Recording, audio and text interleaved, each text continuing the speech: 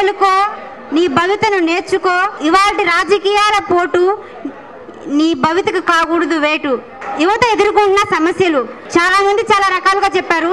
యువత అంటే బాయ్స్ కి మాత్రమే, అంటే యువతలో బాయ్స్ కి మాత్రమే ప్రిఫరెన్స్ ఇస్తున్నారు కానీ గర్ల్స్ కి ఇవ్వరు. ఎలా అంటే పురాతన కాలాల్లో స్త్రీలని వంటింటికి మాత్రమే అంకితం చేసేవాళ్ళు. అది మన బుక్స్ లో చదువుకోవడం ద్వారా తెలిసింది. కానీ ఇప్పుడు కూడా ఈ సమాజం ఇలాగే ఉంటుంది. ఆడవాళ్ళు చదువుకొని ఉద్ధరించాలే, ఉద్యోగం చేయాలా, ఒంటింట్లో ఉండి వంటలు వండిపెట్టే చాలే అని ప్రతి ఒక్కరు ఇప్పుడు అలాగే ఆలోచిస్తున్నారు. ఇప్పుడున్న ప్రతి ఒక్క ఆడవాళ్ళు వంటింటికి అంకితం అయిపోతున్నారు. నేను చెప్పడం ఏంటనగా, చాలా మంది పల్లెటూళ్ళల్లో ఆడపిల్లలు ఎక్కువ చదివించడం ఎందుకులే, ఏదైనా మంచి సంబంధం వచ్చేస్తే చేసేది మేలు అని అనుకుంటున్నారు. అలాగే యువత ఎదుర్కొన్న సమస్యల గురించి చర్చించాలి అంటే నేడు అందరూ ఎదుర్కొన్న సమస్య నిరుద్యోగం. అదే క్లిష్ట సమస్యగా మారింది. స్త్రీలకు ప్రాధాన్యత ఇవ్వట్లేదు అంటున్నారు. ఇవ్వకపోతే మన గవర్నమెంట్ రాజ్యాంగం ప్రకారం స్త్రీలకు 33% రిజర్వేషన్ కలిగిస్తుంది. అంతెందుకంటే మన జరిగిన IPS ఎగ్జామ్ లో గ్రూప్ 1 ఎగ్జామ్ లో ఫస్ట్ టాపర్ నెంబర్ 1 ఎవరు? ఒక మహిళ. అందరికీ ఉంది. ఇప్పుడు ఎక్కడ చూసినా స్త్రీలకే ప్రాధాన్యత ఉంది. ఎక్కడ పట్టే నిరుద్యోగం, పురుషులతో పాటు ఆ స్త్రీలకు ఎక్కడ ప్రిఫరెన్స్ ఇవ్వట్లేదు, వాళ్ళతో సమానంగా చూడట్లేదు. ఎన్నో రాజ్యాంగాలు వచ్చాయి, రిజర్వేషన్లు అంటారే కానీ ఎక్కడ పైకి మాత్రమే కానీ ఎక్కడ జరగట్లేదండి ఆ విధంగా.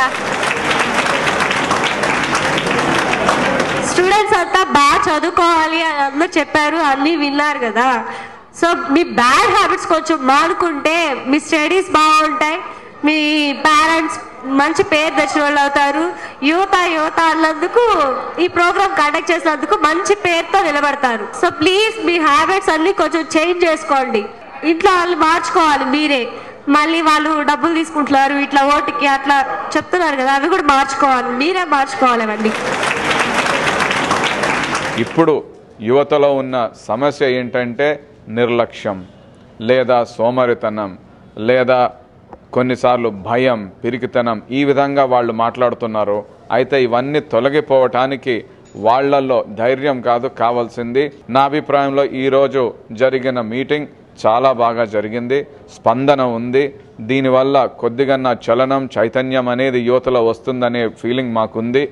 అదేవిధంగా ఇక్కడ కూడా ప్రతి చోట జరిగినట్లు 2 గంటలకు పైగానే జరిగింది మీటింగ్. వాళ్ళ టీచర్లు కూడా చెప్పారు ఈ కార్యక్రమం పెట్టినందుకు మేము చాలా ధన్యవాదాలు తెలుపుతున్నామని. ఇటువంటి కార్యక్రమాలు కూడా వీళ్ళకి చాలా అవసరమని స్టూడెంట్స్ చెప్తున్నారు, టీచర్లు చెప్తున్నారు. ఈ దేశం మీద ఒక మచ్చ పడింది ఈ అవినీతి వలన.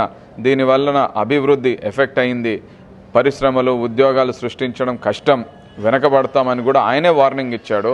అదేవిధంగా మన రాష్ట్రంలో ప్రత్యేకంగా ఈ సమస్య ఇంకా విపరీతంగా ఉంది అనేది ఈ యూత్లో ఒక ఫీలింగ్ వచ్చేసింది. వీళ్ళల్లో ఈ చైతన్యం కానీ మార్పు కానీ, ఎందుకంటే ఇప్పటి వరకు వాళ్ళలో అవేర్నెస్ అనేది లేదు.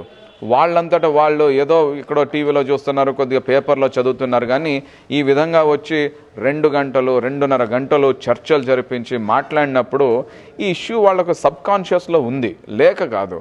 అయితే సబ్ కాన్షియస్ నుంచి కాన్షియస్ స్టేట్కి వస్తుంది.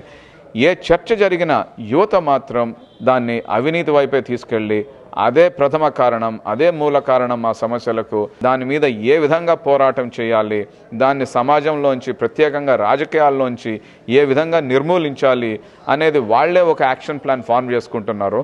కాబట్టి ఈ అవినీతి మీద వీళ్ళల్లో 3 ఇష్యూస్ క్లియర్గా ఉన్నాయి. నెంబర్ 1, వీళ్ళలో అవేర్నెస్ పెరుగుతుంది ఈ కార్యక్రమం వల్ల. నెంబర్ 2, వీళ్ళల్లో మనము ఏదో చెయ్యాలి, అన్నా హజారే పేర్లు చెప్తున్నారు, లేక ఇంకేదో లీడర్ల పేర్లు చెప్తున్నారు, మనము ఏదో చెయ్యాలి లేకుంటే మన భవిష్యత్తు అంధకారంలో ఉంది అనేది కూడా మాట్లాడుతున్నారు. మూడవది, వీళ్ళల్లో చిన్న చిన్న యాక్షన్ ప్లాన్స్ అయితే ఖచ్చితంగా వస్తున్నాయి. నేను మారుతాను, మా ఇంట్లో వాళ్ళని మారుస్తాను, లేదు ఒక చిన్న యూనిట్స్ 10 పీపుల్తో ఫామ్ చేసుకొని నేను బయటికి వెళ్ళి దీని మీద యాక్షన్ తీసుకుంటాను, ఈ విధంగా వీళ్ళు మాట్లాడుతున్నారు. కాబట్టి నా అభిప్రాయంలో ఈ యువత ఒక 20% మారినా కూడా అవినీతి పరుల మీద ఖచ్చితంగా ఉద్యమం చేస్తారనేది నా ఫీలింగ్ అండి.